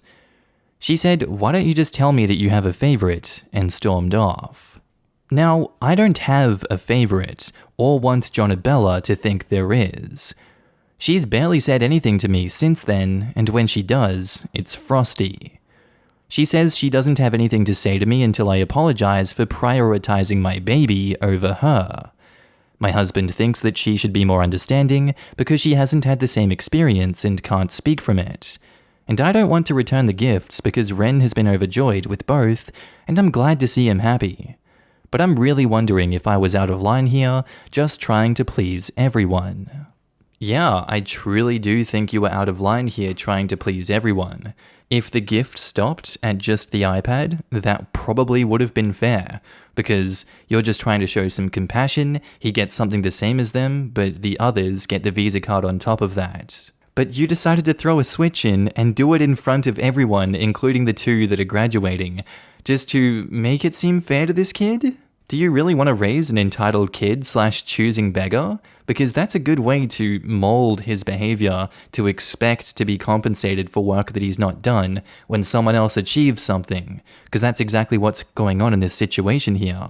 I really disagree with your choices in this one, and I think you're the asshole for doing this, and brushing off your child after the fact when they shared their honest feelings. So yes, you're the asshole. Now in the comments, Not Plop says, "You're the asshole. I'm sorry, but graduating college is way harder than being 9 and handling the older kids going through college. The 9-year-old should be able to understand why the 2 older ones are getting gifts. I could potentially understand getting the younger one something small as a thank you, but you spent more money on the 9-year-old and gave the gifts to him during the other's graduation party? That time was for them, and you've used it to spoil your youngest. You should have given the youngest his gifts at a separate time, if getting him gifts at all. My grandparents used to do that with my brother on my birthday. My mum tried it with my nieces, and my brother and sister-in-law shut it down. They know they don't get gifts just because someone else does. You're the asshole. I remember being 2 years older than my siblings, and at my party and each other's party, they would get presents. But at their parties, I got nothing. I also got a birthday skipped altogether. It made me feel guilty for wanting something when I was supposed to be older and somehow more mature, even though I was a kid at the time and didn't really understand the age difference. You're the asshole. You totally minimized the accomplishments of the children who actually graduated. Plus, you're turning your youngest into an entitled asshole. Do you give the older children gifts on the youngest's birthday? Or is it just the little snowflake that you think needs to be the bride at every wedding and the corpse at every funeral? Damn, that is metal. I just googled the cost of a Nintendo Switch. My god, you write about them as though they're equivalent to a $100 Visa gift card. They're not. They aren't anything near it. A new Switch retails at $450 Australian, that's about $330 USD. That's why you're the asshole. Because you have bought both your older kids a great gift for graduating, and that's fine, but to keep your younger kid placated, you've bought him a far more lavish gift just for being there. I think Jonabella has a point, and you need to see it through her eyes. You got her a gift for her achievement, and at the same time you bought the cute kid a bigger and better gift just for existing. Apologizing to her doesn't mean admitting that you have a favorite or not. Apologizing to her means accepting that her point of view is reasonable and valid and doing better in the future. I have no issue with getting the 9-year-old kid a "we haven't forgotten you" gift, but it shouldn't be equivalent to the graduation gift marking a major achievement in someone's life. There's nothing wrong with getting him something cool like a football top or a book. It should not have been the same gift as the other two, and it definitely should not have had an extremely lavish cherry on top. And don't forget the couple of games. Those are $60 each. And our next post is by user iSamanthaStone, titled, "Am I the asshole for not taking my niece back to work at my daycare center after this?" So I, female 36, have been running a small daycare center in the city that I live in with big demands for childcare. My brother lives in the same city and was complaining about my niece, 20, not finding a job to afford rent. He asked if she could come work at my daycare since she has experience with kids. So I agreed to give and receive help since I needed to hire an additional employee. The first couple of weeks were fine, but days later, she came to me asking for money to buy something that wasn't urgent. But I told her that just like any other employee, she needed to wait till she receives her salary since it wasn't urgent. She tried to convince me to give her money, but I let her know that work is work and she's not my niece while working, so she had to wait. Days ago, something strange happened. We have a kid, 6 years old, who has an iPad that he brings with him every time. When the dad, my client, came to pick his son up, he noticed the iPad was gone. We looked for it everywhere, I asked my employees, and no one saw it. I found out my niece was responsible for the kid's care that day, and after I asked her, she said she left it charging, then saw one of my employees take it. My employee swore that she didn't touch it, and said she saw my niece take it off the charger. The whole argument was she said versus she said.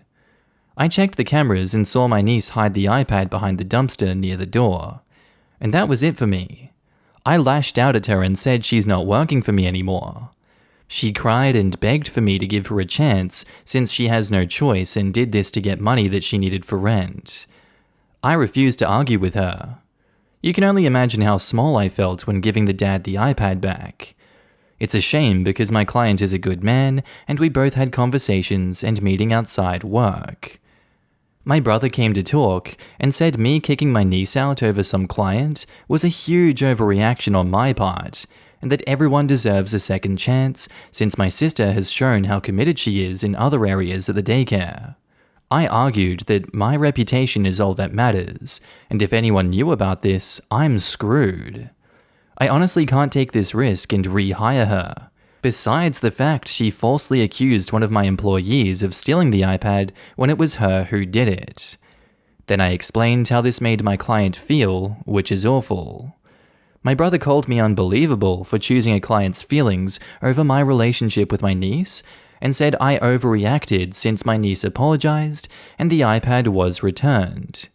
He got other family members involved, saying while my niece made a mistake, she's worthy of a second chance.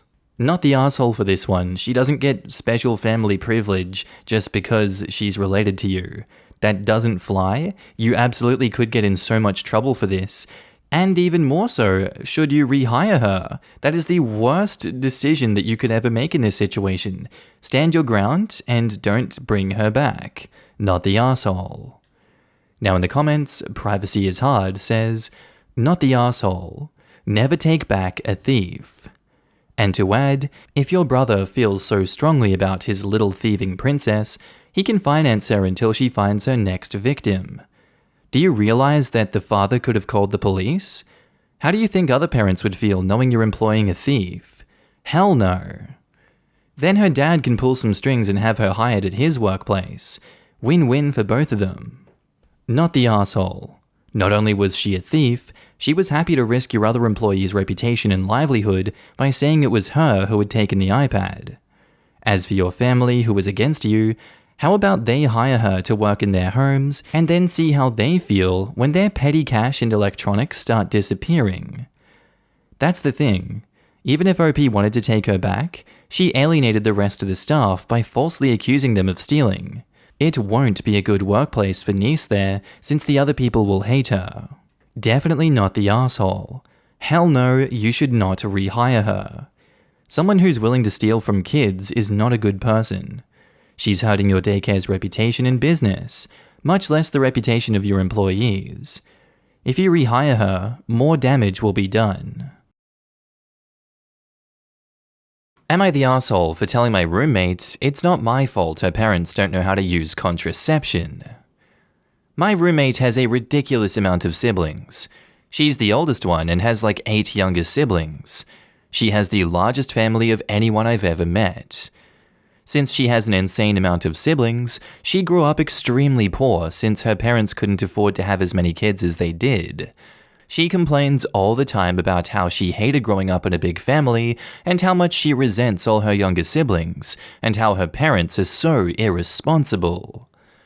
She always used it as a way to get what she wants from me or push me around.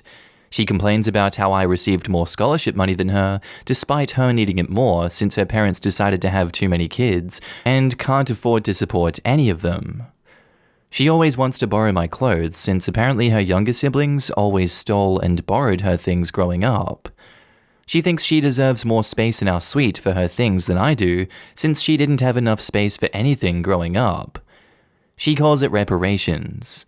I'm a paid tutor and charge a lot for my services. She expects me to tutor her for free all the time, since her parents had too many kids to support them educationally and never helped her with her homework growing up. I told her that her parents are to blame for her crappy childhood, not me. It's not my fault her parents couldn't control themselves and use contraceptives like everyone else. Am I the asshole for not going along with the things she wants? I feel like this is a case of not your circus, not your monkeys. I can't really tell if this is trauma that she's holding on to and she's expressing that trauma through putting restrictions on you so that she can have more liberties in the house and it's unequal, or whether she's just feeling entitled. I really don't know what the case is. That's why I want to tread carefully with this one. You are literally addressing the root cause of the problem, that her parents don't know how to use contraception. That is the reason that she is doing all these things because that's what she keeps blaming it on. That's fair enough. You're calling it for what it is. I can respect it. Though I don't see how it fixes the situation. I'm gonna go not the asshole, but yeah, this is a weird one. Now in the comments, Fenric says, not the asshole. It's not your job to make up for her crappy childhood. How in the hell do you owe her reparations? She sounds kind of awful, to be honest. I don't think the roommate knows what the word reparations means or how it works. You keep using that word. I do not think it means what you think it means. Inconceivable. Not the asshole, and it's time for the free ride to end. Don't let her borrow your clothes, enforce a fairer distribution of space in the apartment, and stop the free tutoring. The idea that you have to pay reparations because their parents are a real-life Monty Python skit is ridiculous. It links to every sperm is sacred, which is perfect in this instance, but to me, I like the skit more where he's like, you were lucky to have a hole in the ground. We lived in a lake. You were lucky to have a lake. We used to live in a shoebox, 150 of us in the middle of the road. So what I'm trying to say is, Monty Python's hilarious. Not the asshole. Your comment is a bit rude, albeit hilarious. That said, it's not your responsibility to pick up the slack from her childhood and upbringing. You're a friend, not her adopted parent. And not even a friend necessarily, just a mere roommate. Either way, agreed OP is not the adopted parent and shouldn't be expected to act as such. Our next post is by user OKInterview1739. Titled, Am I the asshole for telling my friend's fiancé that she doesn't know what a bad day is? Backstory, I'm 29 male, and I've been in EMS for almost 7 years, but I've only been a paramedic on a department for about a year. Now onto the story.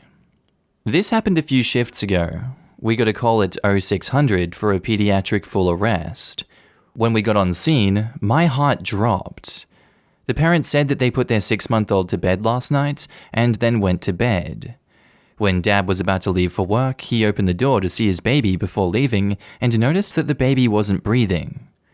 I stood there for a minute thinking about how I was going to tell these new parents the bad news. The baby was cold to the touch, pale, and lividity had set in. Their baby died in the middle of the night.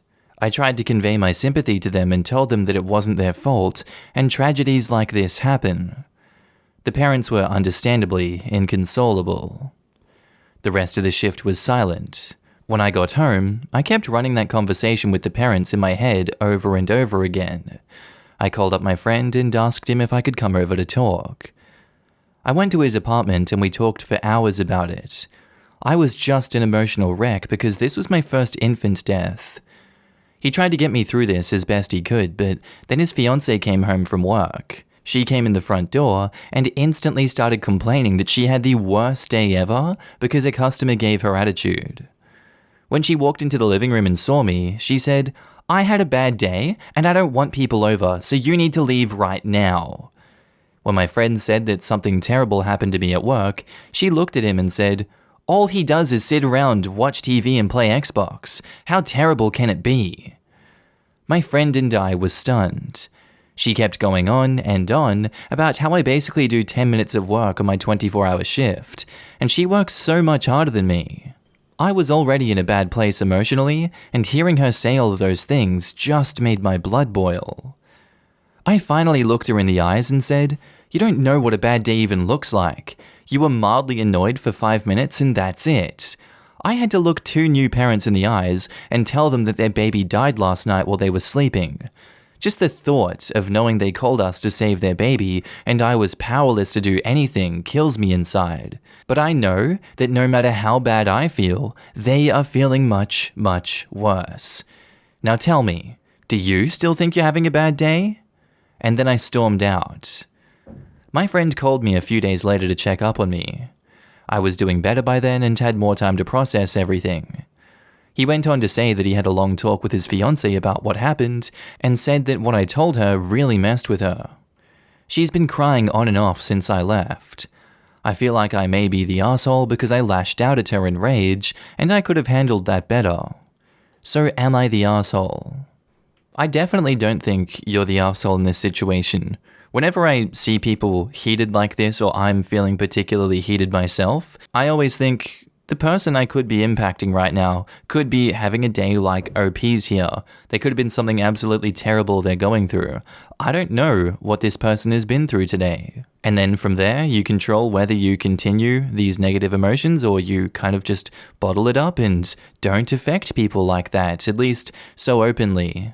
Is that not a normal and genuine display of human empathy? I feel like that should be the standard. It's unfortunate that she's been crying on and off since she left, but in a way I think she needed to be humbled. She lashed out at OP, basically attacked him for his job, said that he's a lazy piece of crap that does nothing all day. It's fair that he retaliated with what he went through today, and her emotions that she's processing now are her own fault. She should have thought before she lashed out, maybe have a bit more empathy for this guy, but no. Not the asshole for what you've said, OP. Now in the comments, Snazzy Susie Q says, "Not the asshole. She wanted to compare bad days and got her ass handed to her. Perhaps she should have a little more compassion for good folks like you that deal with traumatic stuff day in, day out. I hope you're doing better, and bless you for all that you do. Fix this for you. Perhaps she should have a little more compassion for anybody else having a bad day." Exactly this. Bad is subjective and it's not a competition. Fiancé started the comparison and was justifiably corrected. Not the asshole. Yep, my thoughts exactly. She wanted to turn this into a pissing competition. This was a big life lesson for her. I hope she learned from it. Not the asshole. Pepper Bell says, "Not the asshole. It's the worst when it's kids. Your friend's fiancé needs to learn how to read the bloody room. The fact she was trying to one-up you and went as far as to insult your work is just gross. You expressed your feelings to her during an emotional and pretty traumatic time, and you did not personally attack or insult her. She's feeling guilty and embarrassed for her lack of empathy. I hope she's learned from this. Your buddy is a good guy, and on another note, maybe take advantage of some mental health resources if your company offers them. You don't have an easy job, and with a therapist, you can just word vomit your feelings and work through them properly. And our next post is by user FitFile3025, titled, "Am I the asshole for not wanting to pay for my wedding?" Throwaway. So it sounds bad, but hear me out. Me, 27 male, and my girlfriend, 26 female, just got engaged. I've always said that I didn't want a wedding, and she knows that. But now she wants to have a wedding, which I am very much against. I don't like weddings at all. They're a waste of time, and they're a waste of money, in my humble opinion. But she insists on having one, and she says she's always planned this moment. I doubt that, because this is the first time I'm hearing of her plans. So I did some research to see how much a wedding would cost, and it costs around $60,000 to $80,000 in total for what she wants. Now, we can afford that. We both make like $100,000 a year, but I'm not comfortable throwing that much money on one day. That's a brand new car, or a down payment for a house money. Is a one-day party worth our future security? Therefore, I decided to compromise with her. Instead of a full fat wedding, we'd have an informal party with friends and family. That could be accomplished for a third of the cost. For example, a bouquet costs $50 to $80 at most. Wedding flowers are $150 to $200. But no, she's dead set on having a traditional wedding. This way she can have a party, and we don't need expensive white gowns that will only be worn once. So I'm at my wit's end, and I tell her that we can have a wedding if she can pay for it. This absolutely pissed her off.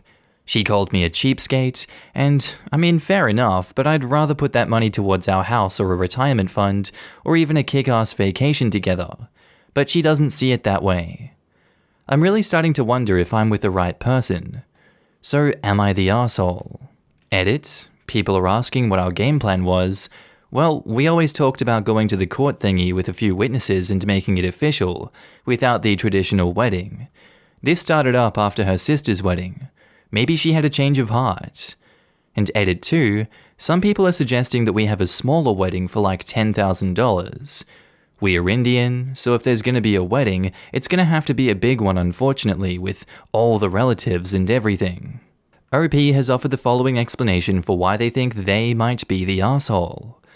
Well, weddings are important to people. Even though I've never heard her mention that she wants one, it may be possible that she's wanted one deep down inside. Her sister just got married. Maybe seeing that, she might have started to want a wedding of her own. Now I might be the asshole because I denied her the ability to have a wedding that I didn't know she wanted. I feel like there's no way around this besides saying that everyone sucks here in this situation, because I understand that you only want to spend around $10,000 on a wedding, and that's reasonable. But then you go on to say that you want her to pay for it because it's going to be too expensive. That is a ridiculous request. Understandably, there is a massive amount of social peer pressure coming from Indian families, and they love huge weddings, as I've seen countless times on Am I the Asshole? And yeah, it might be tradition, but let's just put that phrase out there. Tradition is just peer pressure from dead people. But in this case, it's also from a lot of alive people as well, so I guess you got that going for you. But really, you guys are not coming to a nice middle ground on this one, and not making any compromises on your positions. You both suck for that. You need to sit down and find a nice middle ground where you guys can have the wedding that you're both okay with, that doesn't break the bank, and it doesn't upset your family or something like that. Now in the comments, Webby Vanderquack says, "Everyone sucks here. This is one of those things where it should actually be pretty easy to compromise. You don't need to spend anywhere near $50,000 to $80,000. But telling her we can have a wedding if she can pay for it is not a compromise. It's just an efficient way to destroy your marriage before it's even started. Stop dismissing something that's important to her as a one-day party and start working out, realistically, how you can meet in the middle and precisely what you can afford to spend. I mean, it sounds like he did offer that, with a party at a third of the cost instead, and she's insisting on the whole shebang. OP, we had a wedding for around 20,000 AUD, less than 15,000 US dollars, for about 120 people. It was very relaxed, we didn't have a bridal party, but we did the full ceremony and then cocktails, and a canapé-style lunch plus grazing table, dessert buffet, and a gelato cart. Plenty of food, good music, and all the people we loved. And edited to add, and booze. I wasn't drinking at the time, so I forgot, but we had heaps of wine, beer, spirits, and 2 signature cocktails. So a fun wedding on a budget is totally doable. No assholes here. You were both entitled to once on a wedding. However, if you two can't figure this out and find a way that makes both of you happy, you two should not get married. The idea of you handle it alone is not how a strong marriages last. Everyone sucks here. You are both at 2 extremes here. If you two can't sit down and compromise on a reasonable budget for a wedding, then maybe you shouldn't get married. I'm not saying that you have to have a wedding for a good marriage, but you do have to be willing to compromise. And our next post is by user ThrowRA Curious Gal, titled, "Am I the asshole for refusing to cut my hair for my father's wedding?" So Dad and his fiancée Alice, Dad is 42, Alice is 28, are getting married in November this year. I, 15 female, didn't really like Alice because I think she replaced my mum too soon. My mum died of cancer 2 years ago, and she and Dad started dating 8 months after. I try to be polite as I can whenever she's around or starts a conversation with me. Dad never forced me to have a relationship with her, and I can see that she's not interested in having one. After they got engaged, Alice approached me and said that we needed to talk. She said she has a clear vision of how she wants her wedding to be, and that I have to comply so that everything will be perfect. I said sure, and asked her what I needed to do. She said first, I want you to cut your hair short. Second, you can't wear heels, and lastly, only wear light makeup and no fake lashes. Okay? I let her finish before I responded. I said I can do the second and third, but I will not be cutting my hair. My mum loved my hair, and helped me grow it thick and healthy. I got my blonde wavy hair from my mum, so I will keep it long. Alice accused me of wanting to upstage her. I said that's not what I was trying to do, and I think it's unfair since I know she didn't impose these standards on her other female guests. She then called me a selfish brat, and told me that she'll tell my dad about how I disrespected her. My dad then got involved and told me to just cut my hair because it'll grow back anyway. I said her request is ridiculous, and I'd rather not attend their wedding than cut my hair. I think I may have put my dad in a tight situation, and I'm now considering cutting my hair because I know my presence in the wedding will make my dad happy. But growing my hair back to lower back length will take a long time. Am I the asshole if I refuse to cut my hair? Edit. I'm 5'7", while Alice is 5'6", so I kind of understand why she wants me to wear flats. I offered to tie my hair or put it in a bun, but she said that won't do. I'm also not a part of the entourage. And yes, I look a lot like my mom. I got my hair, eyes, and my smile from her. Look, I was going to go no assholes here for the start of that story because, it's reasonable. I think 8 months is enough time if he's processed the grief to move on to a new partner, albeit the 14-year age difference is kind of odd, but I can respect it. But she took it way too far, and your dad is just letting it happen. He's just cool with it, and he's enabling this. There is no universe in which you should or should be expected to cut your hair. That is absolutely ridiculous. I don't know where she gets off on putting that demand on you. What the hell is she thinking? Gotta wonder what else she'll try to get away with if she ever got this far and you did cut your hair. What's next? Chop off your feet. I don't like the 1-inch height advantage you have on me. It's not fair. Not the arsehole OP. Now in the comments, ThrowJob42 says, not the arsehole. Your dad is only telling you to acquiesce to cut your hair because Alice already successfully cut off his balls. This comment is the epitome of what's become of your father, OP. Absolutely not the asshole. Tell Alice and your father to go pound sand. Why? Why in the world would she think that asking you to cut your beautiful, long, healthy hair is an acceptable thing to ask? Upstage her? I fudging hate it when bridezillas say this crap. Kindly tell her from me and Reddit and everyone else on this planet, cry me a river, build a bridge, and get over it. Please do not cut your hair to cater to her craziness. Also be careful and keep your eyes open, because I wouldn't be surprised if she's resorted to trying to cut your hair herself, or switching up your hair products for something that'll damage it or cause it to fall out. I'd keep my hair products under a lock just in case. Claypole Jr. says, oh no, not the asshole. Do not cut your hair. Punishment haircuts are real, and it sounds like you're the asshole's stepmother just wants to hurt you and humiliate you. Your dad is a real asshole too for supporting this ridiculous demand from a woman who is twice your age, who hilariously thinks you are trying to upstage her. Someone here is a selfish brat, but it certainly isn't you. Edit, I just wanted to add that you are clearly the mature one here, and I'm deeply sorry for your loss. And it's good that you're still in contact with your grandparents on a weekly basis, but this isn't a battle that you should be fighting because you're 15. Confide in those adults you trust and have them come after your idiot father and brat of a stepmother. Explain to them what you've written here. Punishment haircuts are also considered a form of abuse, power, and control tactics. This is a massive red flag. OP's dad is the asshole for not protecting them in this, and not being concerned about fiancé's attempt to control and abuse their daughter. I am so sad and worried for OP here. If she is doing this before the wedding, what kind of awful crap is she going to do once they are married? Not the asshole, your body, your choice. If Alice is worried about being upstaged by a 15-year-old girl, she's got bigger issues than hairstyle.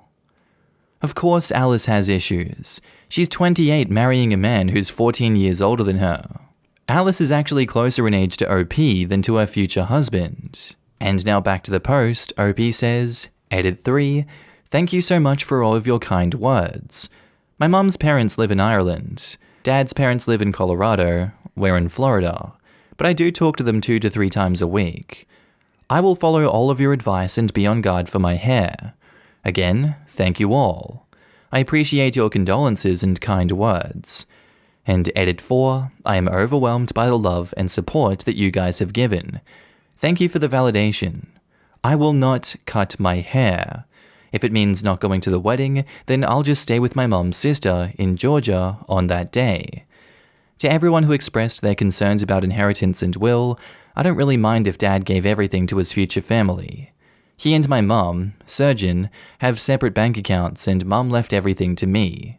Yes, I have an Irish passport, but I will not be studying there as I plan to get into Johns Hopkins University and be a surgeon like my mom.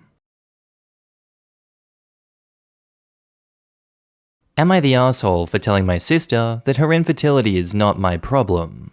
I'm 18 female and 34 weeks pregnant. My sister is 35 female and suffers with infertility. She has no kids and is starting to look into adoption. When I told her I was pregnant, she immediately started going crazy. She said it's not fair, that I'm abusing my fertility and that I should give my baby up because I have a life to live. It's been like this the entire pregnancy. Most recently, she's started asking me if I want to try a co-parenting relationship with her where I give her my baby 2 days of the week and make her a legal custodian. I said no to this one too. She keeps asking me to adopt my baby to her, and it's just not happening. She came over for brunch this morning and brought up the idea of her adopting a few baby I am very much prepared for. This time I snapped at her and said, I don't understand what it's like not to be able to have children, but your infertility is not my problem to solve, and I'm not giving you my child. Please don't push me. Everyone in the room thinks that I'm the asshole for this, and my parents are giving me the cold shoulder for being so insensitive. So am I the asshole? No, your sister is being absolutely ridiculous in this situation. There is no reasonable explanation for her actions, there is no reason for you to trust her, and there is no reason that you should allow her to have any interaction with your baby after all of this. You would be the asshole if you allowed her to be in contact with this child without resolving any of these issues. But as it stands currently, not the asshole. Now in the comments, Sleepy Feline says, "Not the asshole. Do not let your sister babysit. Do not leave her alone with your child." 1,000,000 times this. This is a true crime doc waiting to happen. I think there was an episode like this of Twisted Sisters on Discovery ID. There was. She found out her sister was pregnant, lied to her husband that she was pregnant too, faked her entire pregnancy, gave birth alone, quote-unquote, a few days after her sister, then took her sister and newborn baby on a drive, killed her sister with a rock to the head, and pushed her over a bridge. She took the baby home and her husband returned, who then called the police when he realized the baby looked an awful lot like her sister's. She had blood on her and was not acting normal. All Out of F says, "Not the asshole, because how many times do you have to say no? Tell her to accept the no and move on, because if she doesn't, then you're done talking to her until she does. Your parents are trying to comfort her, but not realizing they're just not acting right towards you. Talk to them. Tell them you shouldn't have to keep hearing it from her over and over again. And congratulations on your baby." Edit to add, I agree with others who have said to please do not ever leave your baby with your sister. She sounds desperate enough to take the baby and run. Yeah, no. You're not an asshole for not giving away your child. How the hell does that even sound? How does this even cross someone's mind? This is so crazy to the point that it sounds a little bit unreal. There's a reason infertility clinics may require counseling as part of using their services. Some even have counselors on staff. Dealing with infertility sucks and can lead to anger, resentment, and even irrational thinking. And look, if she's having this kind of reaction with your pregnancy, it's entirely likely that any adoption agency she talks to will not clear her. Adoptions fall through all the time. They wouldn't want to risk her hurting the baby or birth mum or running off with the baby if she had one lined up that fell through. Honestly, go no contact with her and your family for the sake of both yourself and your child. At best, this situation is unhealthy. At worst, it is extremely dangerous. Women like this have literally killed for children. And our next post is by user FattyPatty26, titled, "Am I the asshole for making dinner awkward when my friends serve me up less food because I'm fat?" This is not a skinny bad fat good scenario, so save those comments. I'm fat and happy. I know this really upsets people, but I'm proud overcoming an eating disorder, so I couldn't give a crap. I go to the gym 4 times a week and eat well mostly, but I don't deprive myself. If I want KFC, I'm going to eat it. My goal isn't to lose weight, but build my strength and fitness. If weight loss comes naturally, then that's fine, but I don't strive for it. I'm fit and can keep up with my friends when we go hiking, but I'm obviously bigger than them. And when I first gained weight, it was a struggle to be included in activities like hiking, because they never invited me, but I proved myself over time. We catch up for monthly dinners, provided there's no cases in our state. One of my friends made a beautiful paella and fixed the plates up in the kitchen before she brought them out, along with garlic bread. When she brought out mine, she said, "I dished you up a little bit less because of all the carbs," in front of everybody. And it confused me because I don't watch carbs, because it triggers my ED behavior. I looked at the dish and I had about half the portion of what my friend next to me had, and only 1 slice of garlic bread when the others had 3 pieces. I thanked her of thinking of me, but told her that I don't watch carbs so I can have a full portion, and that I was excited to try the food because it looked great. She asked if I thought I should eat a full meal because I was looking good lately, which she meant losing weight, and she didn't want me to ruin my progress. I promised her that I would be happy with a regular serve, and this would not have been an issue if the portions were only slightly different. But it was an entree versus main size meal kind of difference. When she brought out my plate again, I thanked her and we left it. After that, the vibe was weird, but we still had fun. I was the last to leave as I helped my friend clean up and thanked her again for the meal. While we were washing the dishes, she mentioned that she was sorry and that she didn't want to be the reason I put it back on, meaning wait. I replied that it wouldn't be the end of the world if I did, and that I felt awkward that she mentioned the carb thing in front of a table of 7. She then turned it on me and said that I made her feel awkward for saying something about the size difference and that I put a damper on the night. And edit, somebody brought to my attention that entree and main are the same thing to some people. Where I'm from, an entree is something like a bread roll or a small soup that you eat before the main meal. Yeah, I'm gonna go with she's the asshole in this situation. I understand her concern for your health and your diet, but ultimately it's not her decision to make. She knew what she was doing, so this was malicious and this did have intent. That is kind of evil from her. She was looking to shame you in front of everyone else for your weight and the fact that she doesn't agree with your diet. That is not her place to be doing that in front of everyone. That is not friendly behavior. She should have asked you, she knows she should have asked you, yet she decides to jump the gun to embarrass you. I wouldn't put up with that, but I'm gonna go with not the asshole in this instance. Now in the comments, Webby Vanderquack says, not the asshole. She made it awkward, not you. If she really was under the impression that you'd want a much smaller portion, she should have brought the pan of paella out and let people help themselves. This is the best way. Just let adults decide for themselves. Seriously, unless all the plates looked exactly the same, I would never assume that I should serve other people their portions. What if someone wants more vegetables and less rice, or vice versa? And the fact that she practically announced, I'm giving you less food than everyone because you're fat, makes her the asshole. Like she couldn't even just put it in front of the OP. She had to make a big deal about it in front of everyone. And as someone who cooks paella quite frequently, I'd say that if someone wants more vegetables and less rice, paella is not the dish for them. It's all cooked together in the one pan, and rooting around to pick out the bits that you want would be extremely rude. Tally Bob says, not the asshole. Your friend was rude as hell. It would be one thing if she spoke to you in private, still rude but much less so, but in front of everyone like that? Not cool. Right? Friend is an asshole. How hard is it to have a conversation? Especially since she was straight up okay embarrassing you in front of everyone. Yeah, that's rude in the way that hitting someone with your car is rude.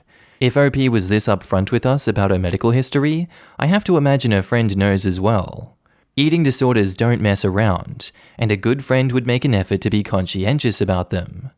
The kindest explanation I have for why this friend might be so oblivious, controlling, and cruel is that she has one herself. And really, OP limited the awkwardness, if anything. It would have been her prerogative to say, actually, that's a trigger for my eating disorder. But she decided to be discreet. Unexposed is by user GangThrow44, titled, Am I the asshole for asking a disabled person for their seat on the bus? For context, I'm currently 8 months pregnant. Normally I drive, but due to the layout of the city I was in this week, it made more sense for me to take the bus. When I got on the bus, it was very full, and all the seats were taken, including the priority seating at the front. There were 2 rows of priority seats, with the first row occupied by 2 elderly men, and the second by 2 teenagers/early 20s girls, who didn't look visibly disabled. Seeing this, I asked the girls if they would let me sit down. Not rudely, to be clear, just a normal, "Excuse me, would you mind letting me sit?" One of the girls took offense to my question and snapped, "Having someone come in you was your choice. My disability isn't. You can stand." I was pretty taken aback, and somebody else let me sit in their seat, but the man I ended up next to, who had heard the interaction, scolded me by saying I shouldn't have assumed that someone was sitting in the priority seats didn't deserve to be there. Am I the asshole for requesting a seat on the bus? I get that we've seen this time and time again on r/entitled parents, r/entitled people, where someone makes the assumption that the person sitting in the disabled seating doesn't look disabled, and with her just straight away just going, "It's your fault you got pregnant, you shouldn't have got pregnant if you wanted to sit down, this is your fault, asshole." That's not something you just say to someone. That's entirely ridiculous. That's like getting kicked off the bus kind of behavior right there. So OP is absolutely not the asshole for making an assumption in this case. Those people are just the scum of the earth for saying that to a pregnant person. Absolutely disgusting and disrespectful behavior, not the asshole OP. You didn't deserve that. Now in the comments, Evil Queen 9 says, "Not the asshole. I'm surprised at the number of you're the assholes here. Humans are bound to make mistakes, and how could OP have known what kind of invisible disability the girl had? You people are cruel. It's not like OP demanded for the seat. She asked politely. There could have been the possibility that the girl was not disabled and just took the seat because there was no other seat available on the bus. I would like to add that any kind of visible or invisible disability doesn't justify a person to be unnecessarily rude to other people. For me, the teenage girl was the asshole for snapping at the woman and being disrespectful. It is easy to sympathize with invisibly disabled people to have to explain themselves, which I agree can be frustrating. But why do people point fingers at pregnant women that it's their fault or responsibility that they are pregnant? Also, why should pregnant women have to ask for seats? Aren't there decent or healthy people anymore who know that the bus is full and would give up their seat before her even asking? And also Callie replies, "Yes, but people with invisible disabilities are exhausted by people regularly assuming that they're exploiting resources for disabled people. The girl shouldn't have reacted the way she did, but OP should have asked someone in the normal section of the bus for a seat, and not someone who she had no reason to assume isn't disabled. I have an invisible disability, and I just politely explain that. There's no need to be rude to a pregnant person. I think though, as a disabled person, the priority seats are also for pregnant people. And whilst I appreciate that invisibly disabled people use the seats and are absolutely entitled to do so, abled people do take the seats, and if you are not disabled, I can imagine it's hard to tell the difference. For example, I get on a bus with my stick and someone sat in the priority seat. Yes, I notice that the woman immediately looks away and out the window and pretends not to see me. Generally speaking, an invisibly disabled person wouldn't do that. I think that when you're of a marginalization, you learn to spot people who are also. Obviously, this isn't 100% accurate, but I can imagine if you were not disabled, you don't really learn the telltale signs. I absolutely see both sides, and I think the real asshole is the public transport system that assumes they need so little priority seats. Our next post is by user, Am I the Asshole Not an Ambulance? Titled, Am I the asshole for not giving a kid, who I don't know, a ride to the hospital after he broke his leg? This happened yesterday, but I, 28 male, was at my local mall doing shopping. When I finished up, I went out to my car. I parked in an above-ground parking building. When I got to my car, I noted that there was a bunch of kids. I'd say around 14 to 16 years old, rough guess since I didn't bother asking. And they were skateboarding and just doing whatever kids do, really. Then suddenly, I heard a blood-curdling scream, and I look over and I see a kid on the ground holding his leg. So I walk over to see if everything was okay, and to say the least, everything was not okay. The kid broke his leg in a bad way. I'm not sure how, as I wasn't really paying them any attention, but it was for sure broken. Everyone was freaking out, and I said I'll call the ambulance, which just made the kid cry harder, saying something along the lines of, "My parents are going to kill me." His friends were saying that I should just give him a ride to the hospital, as it was only 3 blocks away. I thought for a moment, and opted to still call for an ambulance. I called the ambulance, and they showed up like 5 minutes later. The whole time, everyone was still trying to convince me to just drive him. And I stayed firm on nope. Not gonna happen, the ambulance is on the way. After the kid was put into the ambulance and I gave my statement to the police, because the police show up with ambulances to make sure they have all the needed information, the kids were all still complaining that I could have just given him a ride to the hospital instead of making his parents go into debt. Man, I think they watch too much American TV because we're in Canada. No one goes into debt for an ambulance ride here. Last time I had to get an ambulance to the hospital, it cost me like $50. Thank you, Canadian healthcare. Anyways, later when I came home, I was telling my girlfriend about what went down, and she called me an asshole too because you should have just done the right thing. The kid was hurt and you have a car. And I said back, and ambulances are a thing, and I'm a total stranger to this kid. And like, what would have happened if the kid somehow got more hurt while in my car? I'm not trying to catch a case. I wanted some outside perspective. Am I the asshole for not giving the kid a ride to the hospital? Yeah, look, any reasonable human being is going to agree with you in this circumstance.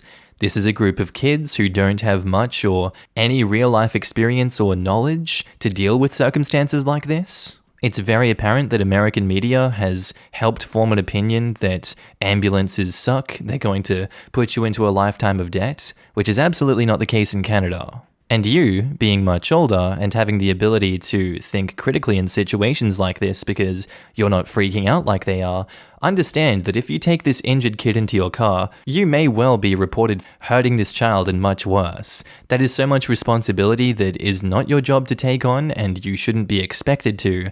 I would just ignore everything these kids are doing and go through the proper channels, like you did. I wouldn't feel bad about it and I understand why you're questioning your decisions here. Rest assured, I agree with your actions here, and I'm gonna say not the arsehole.